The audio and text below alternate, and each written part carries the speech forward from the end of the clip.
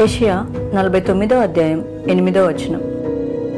బయలు వెల్లుడి అని బంధింపబడిన వారితోనూ, బయటికి రండి అని చీకటిలోనున్న వారితోనూ చెప్పుచు, దేశమును చక్కపరిచి పాడైన స్వాస్థ్యములను పంచిపెట్టుటకై నిన్ను కాపాడి ప్రజలకు నిబంధనగా నియమించితిని. ఆమేన్.